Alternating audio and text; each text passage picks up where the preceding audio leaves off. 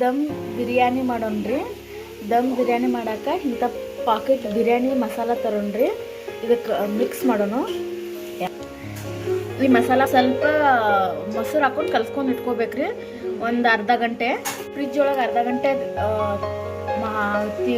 ಎಲ್ಲ ಮಸಾಲೆ ಹಚ್ಕೊಂಡು ಇಟ್ಕೋಬೇಕ್ರಿ.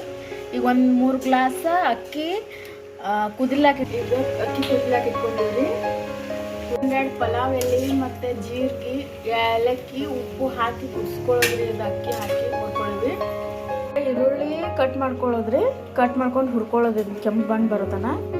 ಈಗ ಅರ್ಧಂಬರ್ಧ ಅಕ್ಕಿ ಕುದಿಸ್ಕೊಂಡ್ರಿ. ಇದೆಲ್ಲ ಸೋಸ್ಕೊಳ್ಳೋಣ್ರಿ. ಈಗ ಒಂದು ಬೊಗಣ್ಯಾಗ ಹಾಕಿ ಅನ್ನ ಎಲ್ಲ ಸೋಸ್ಕೊಂಡು ಬಂದೀವ್ರಿ. ಈಗ ಬಿರಿಯಾನಿಗೆ ಸಜ್ ಮಾಡ್ಕೊಳ್ಳೋಣ್ರಿ. ಬಿರಿಯಾನಿಗೆ ರೆಡಿ ಮಾಡ್ಕೊಳ್ಳೋಣ್ರಿ. ಈಗ ದಮ್ ಬಿರಿಯಾನಿ ಮಾಡೋಕೆ ಉಳ್ಳಾಗಡ್ಡಿ ಮುಟ್ಕೊಳ್ಳೋದ್ರಿ.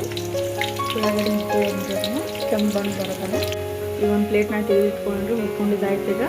ಈಗ ಹಾಕೊಂಡಿವ್ರಿ ಚಿಕನ್ನ. ಸ್ವಲ್ಪ ಕುದಿಬೇಕ್ರಿ.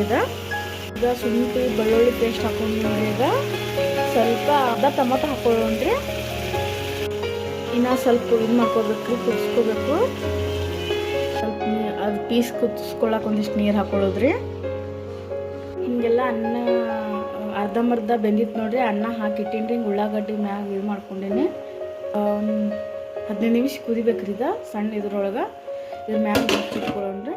ಹಿಂಗೆ ಮುಚ್ಕೊಂಡಿನ್ರಿ. ಈಗ ಮುಚ್ಕೊಂಡು ಒಂದು ದಮ್ ಅಂತದ ಒಂದು ಕಲ್ಲು ಇಟ್ಕೊಂಡೀನಿ. ರುಬ್ಬೋಕಲ್ಲ, ಇಲ್ಲಿ ಹುಗ ಆಗಬಾರ್ದು, ಹುಗ ಹೋಗ್ಬಾರ್ದು. ಈಗ ಬಿರಿಯಾನಿ ಆಗೈತ್ರಿ. ಪ್ಲೇಟಿಗೆ ಹಚ್ಬಿಡ್ತೀನಿ.